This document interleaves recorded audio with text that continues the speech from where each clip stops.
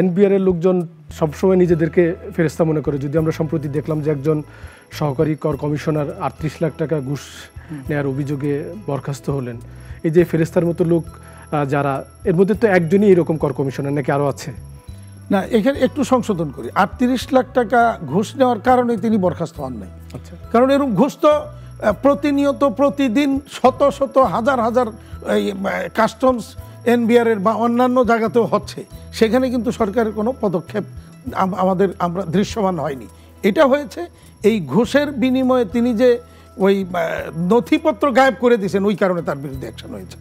তো আমরা যেমন আমি একটা যদি উদাহরণ দিই, গত 2 দিনের এই ঘটনা। এটা আমাকে আমার এক গার্মেন্টস মালিক, ছোট খুব বড় গার্মেন্টস না, মালিক ফোন করলো যে তার গত 4 বছরের অডিট বন্ডে গেছে, তার 4 বছরের অডিট করার জন্য।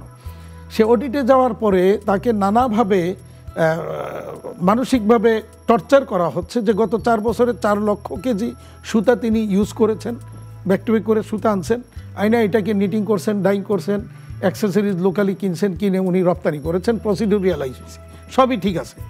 এখন এআরও এবং আরও তাকে ধরছে যে আপনি যে এই 4 লক্ষ কেজি সুতা নিটিং করেছেন, এই নিটিং বিল আপনি কোনো এলসি দিয়ে করেন নাই।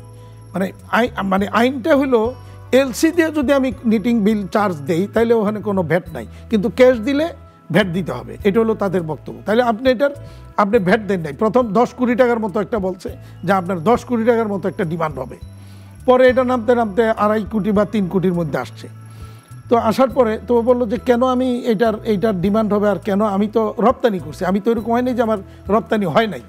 তো ওনারা বলছেন যে আমাদের ভাষা আপনি বুঝেন না, মানে ভাষাটা বুঝতে হবে যে আপনাকে তো বন্ড লাইসেন্স দেওয়া হয়েছে, আপনি বিদেশ থেকে আনবেন, আয়না কাপড় বিক্রি করবেন, এরপরে বছর শেষে আমাদের সাথে হিসাব মিলাইবেন, টাকা পয়সা আমাদের দিবেন, ভাগযোগ করে আমরা খাবো। কিন্তু আপনি করেন নাই, তার জন্য তো আমরা দায়ী না। তো এই যদি পরিস্থিতি হয় তাহলে মানে সে এখন আমাকে রীতিমতো কালকে আমাকে বলছে যে ভাই আমাকে বাঁচান, আমি আর এই বন্ড লাইসেন্সটাই আমি প্রত্যাহার করতে চাই, কারণ এই অত্যাচার আমি সহ্য করতে পারবো না। তো এই ধরনের যে মানে অ্যাটিটিউড, আমি পরে এনবিআর এর মেম্বার যিনি এটার দায়িত্বে আছেন, মেম্বার মহোদয়কে জানিয়েছি যে দেখি এখন উনি কি ব্যবস্থা নেন। এর আগে আপনারা দেখেছেন যে আমি চিরং কাস্টম হাউসের একটা ঘটনা উল্লেখ করেছিলাম, সেটা আলটিমেটলি এনবিআর এর হস্তক্ষেপে পরবর্তীতে ফেব্রিক্সটা আনতে পেরেছেন। তো এই চিত্র তো সর্ব জায়গাতেই আছে। এবং সে কালকে আমাকে বলতেছিল যে এই কাস্টমসের এই অফিসারদের জন্য আল্লাহ কি আলাদা কোনো দুজক তৈরি করবে, না এক দুজকেই রাখবে, এটা আমাদের একটা জানা দরকার। যারা নিজেদেরকে ফেরেস্তার মতো মনে করে তাদেরকে সুযোগ পেলেই আপনারা ব্যবসায়ীরা এক হাত নেন, মানে এটার তো কোনো যুক্তিকতা তারা খুঁজে পায় না। এনবিআর এর কর্মকর্তারা বলেন আসুক, আমি যে ঘটনাগুলি উল্লেখ করি, আমি চ্যালেঞ্জ দিলাম, এগুলির রিপ্লাই ওনারা করুক। ওনারা যদি এটা সঠিক করে থাকেন তাহলে ওটা রিপ্লাই করুন। চিটং কাস্টম হাউসের কমিশনার মহোদয় যে কাজটা করেছেন, এতে রাষ্ট্রের ক্ষতি হয়েছে, ওই ইন্ডাস্ট্রির ক্ষতি করেছেন তিনি, এবং আলটিমেটলি ব্যাংকের ক্ষতি করেছেন।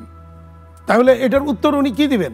সরকার তো সেখানে তো এনবিআর তো সেখানে সিস্টেম করে দিয়ে রেখেছিলেন যে যদি এইচএস কোডের গড়মিল হয়ও একটা আন্ডারটেকিং নিয়ে ছেড়ে দিবেন, পরবর্তীতে 1 মাসের মধ্যে সেটা করবেন। তিনি সেটা ছেড়ে না দিয়ে 2 মাস, 2.5 মাস, 3 মাস এইভাবে যে আটকে রাখলেন, তাতে দেশ ক্ষতিগ্রস্ত হলো।